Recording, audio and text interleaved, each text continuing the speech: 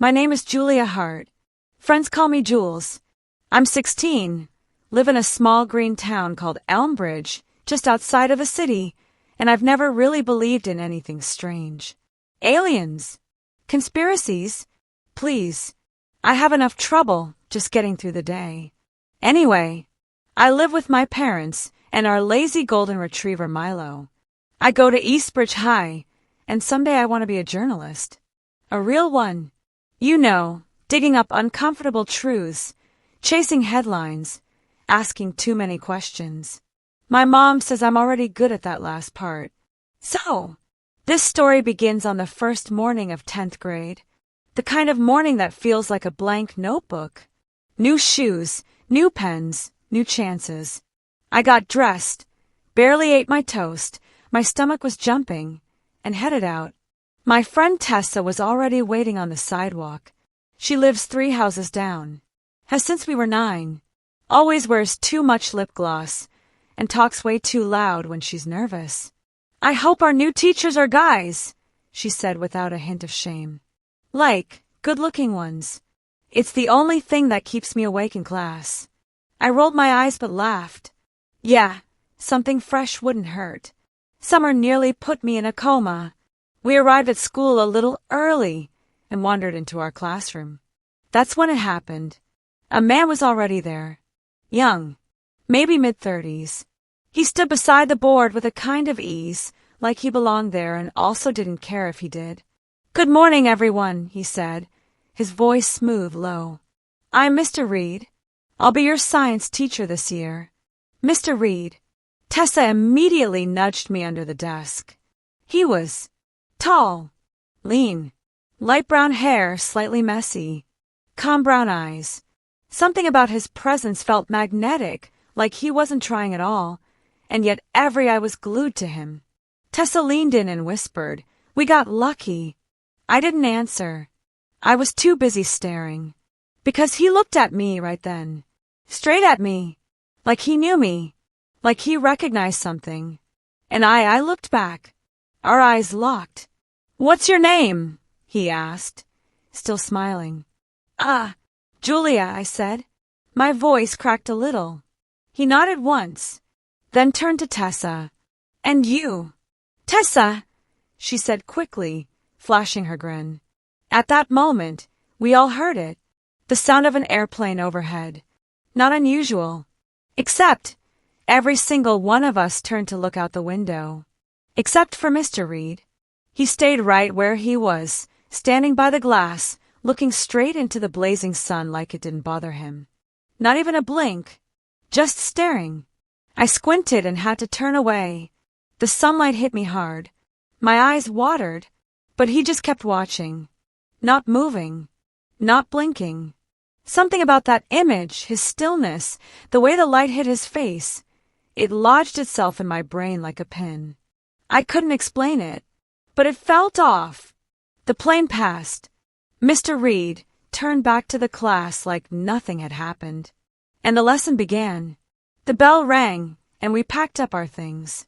I was still thinking about Mr. Reed when the door opened, and another teacher stepped in. This one was different.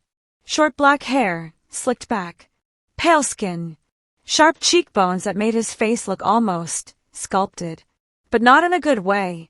His voice cut through the room like a knife. "My name is Mr. Blake. I teach English. I expect discipline. No talking. Let's begin. No smile. No warmth. Just cold steel wrapped in a human shell." A guy named Marcus raised his hand timidly. Sir? What's your first name?" Mr. Blake didn't blink. "That is irrelevant." The whole room went quiet. Tessa shot me a look, eyes wide. "What is his deal?" she mouthed. I didn't answer, because I was staring again. At Mr. Blake. Something about him gave me a chill. His voice, it wasn't just stern. It was metallic, monotone, like a voice simulator struggling to mimic human emotion. He read a poem, beautiful words, but they died in the air as soon as he spoke them. There was no rhythm, no feeling, just syllables, flattened and drained. After class, I whispered to Tessa, Doesn't he sound like a robot? She nodded. Creeps me out. Like, full-on goosebumps. And she wasn't wrong. Because something about him felt wrong. Not just strict. Not just distant. Unnatural. We had lunch in the courtyard. Same cracked benches. Same smell of wet concrete and warm bread from the cafeteria. It was me, Tessa, and Liam Carter. Liam's the kind of guy who knows too much for someone our age. Not in a show-offy way. More like he reads things no one else bothers to. Quiet, always sketching planets or constellations in the corners of his notebooks. His mom left when he was 10. His dad works construction, rarely home. Liam mostly hangs out with his cat, Jupiter, and listens to jazz. Tessa was rambling about Mr. Reed again. Did you see the way he looked at the airplane? The sun didn't bother him. Like at all. Liam took a bite of his apple and nodded.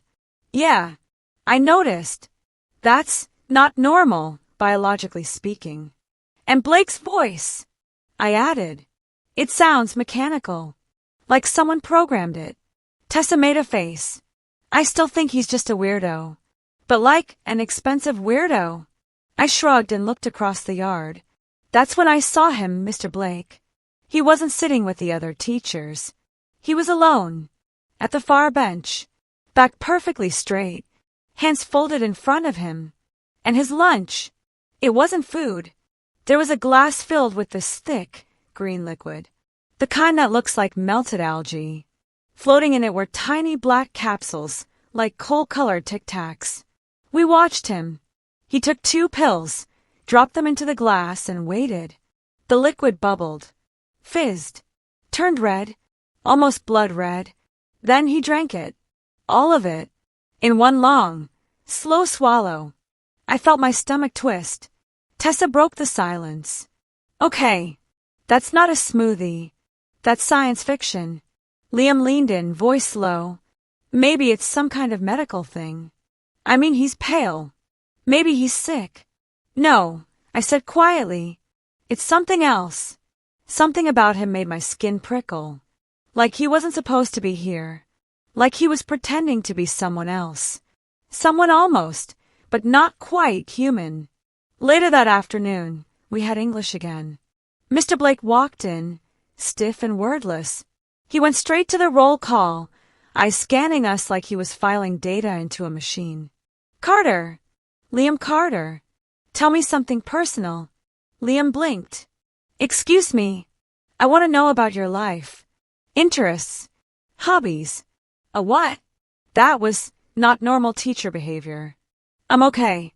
I guess. I'm into astronomy. And cats. I have 1 Jupiter. Mr. Blake nodded slightly, like he was memorizing it. Then he did the same thing with everyone in the room. One by one.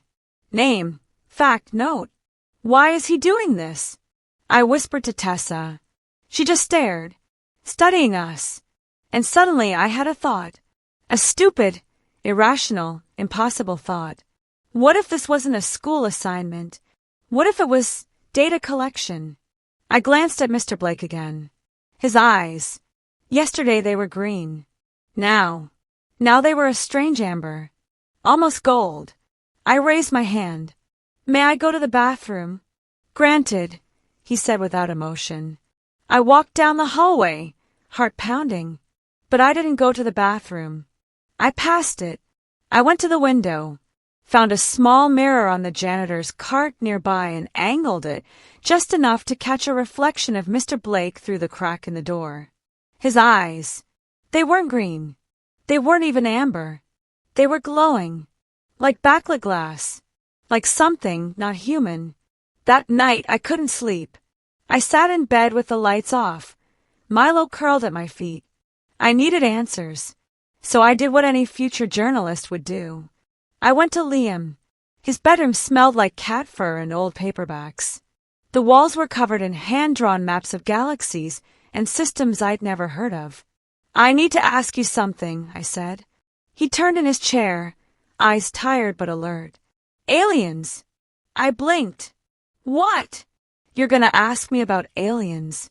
I've been waiting. That startled me. What, how do you? He smirked and turned his laptop toward me. On screen, a comet chart, a digital map showing something moving through the Virgo constellation. There's a theory, Liam began, voice suddenly serious, that alien contact only happens during specific celestial alignments. Like when a comet passes through a major constellation. Right now, that's happening over Virgo. And it's a known window for intergalactic travel. Visitors, even. That's what some groups believe. I felt my stomach twist. Liam, I said, barely above a whisper, what if one of our teachers isn't human? His eyes flicked to mine. And this time, he didn't laugh. The next morning felt colder than usual. Sky overcast. The kind of gray that presses down on your head and makes your thoughts heavier. I walked Milo before sunrise. He pulled me toward the park, like he always does. Routine. Dogs love it. Makes them feel safe.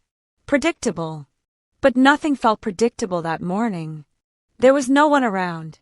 Just the damp smell of grass, a low mist hovering over the field, and the distant caw of crows. Milo sniffed something near the trees and froze. That's when I saw him. A figure. Alone. Standing in the clearing, arms raised to the sky like he was praying or summoning something. It was Mr. Blake. He didn't move. Didn't notice me. His face turned upward, his hands trembling slightly. Like he was receiving something, some invisible transmission. I ducked behind the bushes, breath held. He bent down, touched the earth with his palms, then slowly stood again and repeated the same movement. Like a ritual, like he'd done it 100 times before. I held Milo close. He didn't bark. He just stared, ears pinned back. Then, Mr. Blake turned around, toward my direction. I ducked lower. My heart stopped, but he didn't see me, or didn't react. He simply walked away, disappearing into the fog. At school, I didn't tell Tessa. Not yet. Some things are too big to explain in the hallway between biology and lunch. Instead, I waited until after class. Liam and I hid behind the trees across the street from school, watching the faculty parking lot. He always leaves around 4, Liam said. Same car every day. I checked yesterday. Okay. We follow him today, I replied, palms sweating. We waited. And finally there he was. Mr. Blake. Tall. Composed. Briefcase in one hand. He walked past the lot on foot. No car. I whispered. Apparently not. We gave him space. 5, maybe 6 houses behind. He didn't look back once. Eventually, he stopped in front of a 2-story beige house. Standard suburbia. Lawn trimmed. A single tree out front. Wind chimes rattling gently. He unlocked the door, went inside. We crossed the street, hearts pounding. Do we knock? Liam whispered. No. We peeked first. We crept to the side window. The blinds were open, just enough. Inside, Mr. Blake placed his briefcase on the kitchen table. Opened the fridge. Pulled out the green liquid again. It was the same. Dense. Mysterious. He poured it into a tall glass and placed it on the counter. Then he went upstairs. I scanned the room. Nothing else seemed unusual. No weird alien tech. No floating orbs. Just too clean. Too empty. I can climb the tree, I whispered. Liam gave me the look. You serious? I play volleyball, remember? I reached the lowest branch, pulled myself up. Slowly, quietly, I climbed to the 2nd-story level. The window was open. I peered inside, and what I saw, I'll never forget. Mr. Blake was sitting in front of a mirror. His hands were pressed to his head, not rubbing his temples, pulling, peeling. At first I thought he was removing a mask. But no, his face came off. Beneath the skin-colored layer was something else entirely, greenish, mottled skin. No hair. And his real eyes, large, slanted, with a glowing reddish hue, stared back at his reflection. I gasped. Too loud. He turned, saw me. We locked eyes. No mask. No disguise. Just truth. He didn't look angry. He looked sad. The window creaked open further. You can come in, he said softly. I suppose it's time someone knew. I froze. Liam hissed from below. Jules. Get down. Come on. But I didn't move. Not yet. Because somewhere deep down I wasn't scared. I was sorry. He led us into the house. No threats. No lies. We sat in his living room. Same beige couch. Same perfectly stacked bookshelves. Except now nothing felt normal. I suppose, he began, you're wondering what I am. We said nothing. Just listened. I was born on a planet you can't pronounce, he said with a half smile. But I've lived here for years. I took this job hoping to understand you. Humans, I mean. He looked away. But you already understand us, I said. Better than we understand you. Perhaps. But understanding isn't the same as belonging. And I don't belong anywhere anymore. He took off the rest of the mask. Slowly, like he was shedding a secret. His voice remained the same. Monotone, quiet, but somehow less threatening now. I use the liquid to survive in your atmosphere, he explained. My real skin doesn't react well to your sun, which is why I stay covered. Liam and I sat in silence. I tied up one of your teachers, he continued, shame flickering across his alien face. I had to. She saw something. But I didn't harm her. I would never. Then came the part that shattered me. I wasn't sent here alone. I blinked. What? There's another. A scout. More advanced than me. He hides better. Stronger. Smarter. I felt the room tilt. Who? Liam asked. Mr. Blake's voice dropped. Reed. Your science teacher. My breath caught. No. He's not like me, Mr. Blake added. He doesn't just study. He chooses. He collects. He's already selected 2 of your classmates. That night I couldn't breathe. Every sound outside my window felt like something creeping closer. The wind scraping tree branches against the glass. A car passing in the dark. My own heartbeat. I lay in bed, staring at the ceiling, and replayed his words. He's already selected 2 of your classmates. My classmates. My friends. Who? Tessa? Liam? Or me? I didn't want to believe it. Didn't want it to be true. But something inside me whispered, he picked you. The next morning at school, things felt wrong. Reed was smiling. A little too much. His steps too relaxed. I tried not to stare, but his eyes, those calm brown eyes, they watched everything. He knew.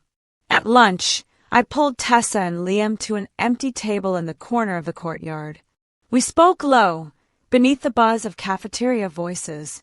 He's planning something for tonight, I said. During the parent-teacher meeting. That's when he'll make his move. Tessa blinked. How do you know?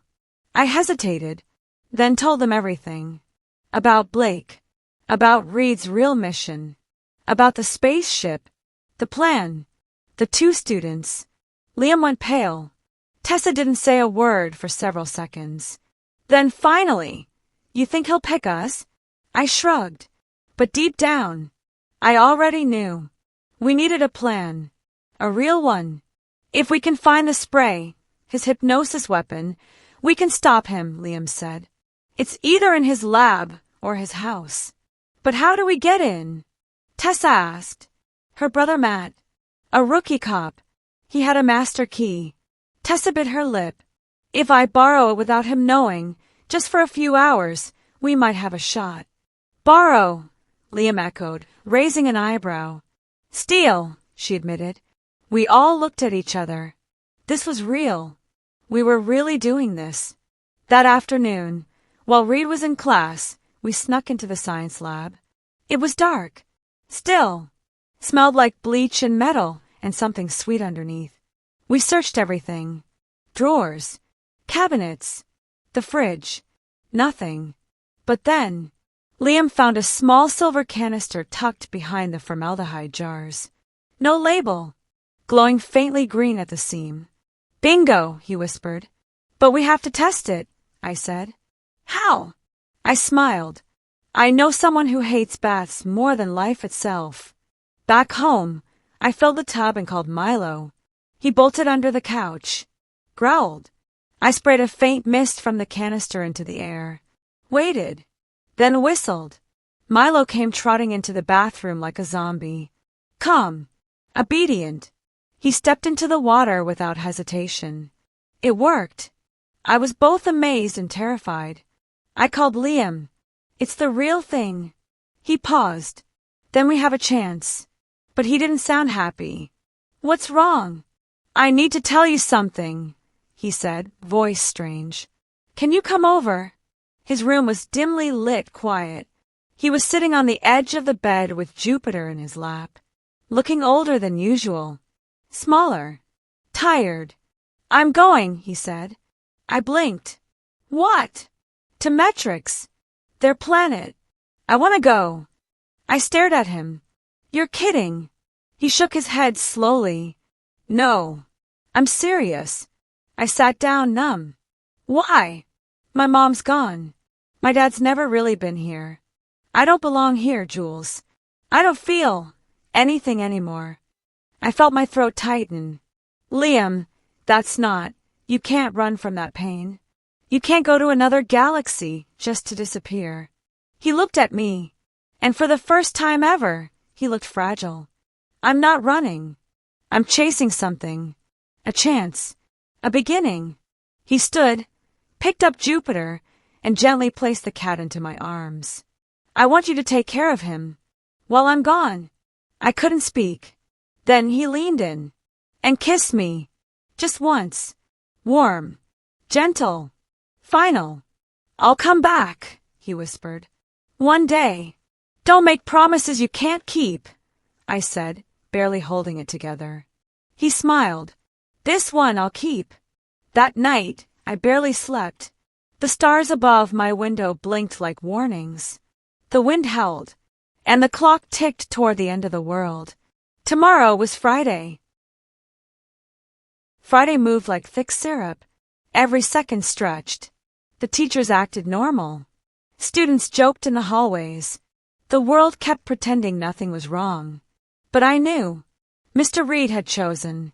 And tonight, he would take 2 students away. Forever. That evening, Eastbridge High was crowded. Parents, kids, teachers, the usual buzz of small talk and coffee in paper cups. But my skin itched. My stomach churned, because I could feel the countdown. I watched him. Reed walked up to Tessa first, smiled at her parents, whispered something. She stood up. Then he moved to Stephen, another classmate, said something quiet. Stephen rose too. Paul was absent, so Reed had picked another. But I wasn't going to let this end quietly. I stood. Where are you going? My mom whispered. Science lab, I said. Don't worry. I didn't wait for a response. The hallway was silent. Too silent. Outside the science lab door, I heard them. Reed's voice tense. Frustrated. Where is it? He hissed. The spray. Tessa said coolly. You lost it, KLY. A pause. You know, he said, stunned. We know everything, she replied. I held my breath. Reed came out of the lab. His expression wasn't angry. It was defeated. I stepped into the light. KLY, I said quietly. It's 9:17. Go. Don't miss your ship. He looked at me. Really looked.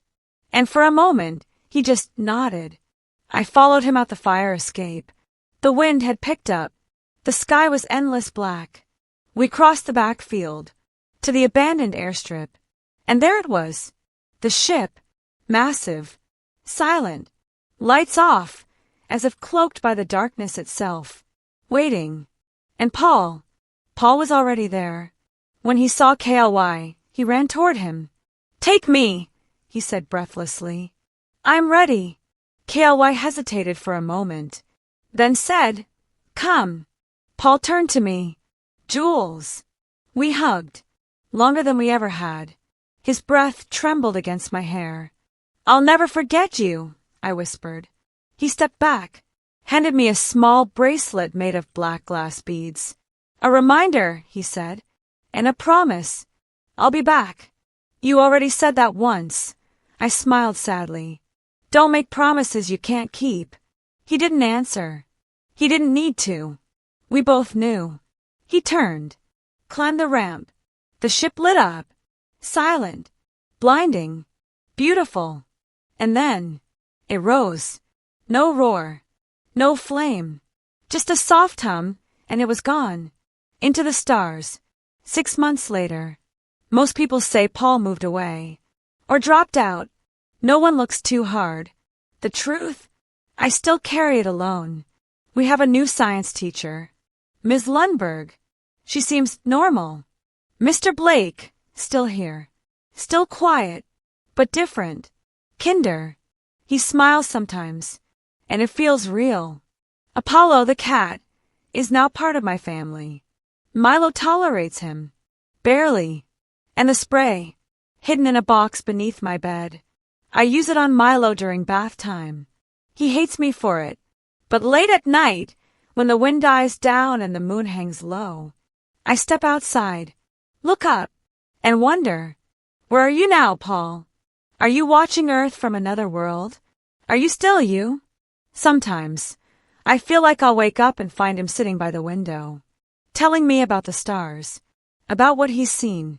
I don't know if he'll ever come back, but I still wait, because sometimes, believing is all we have.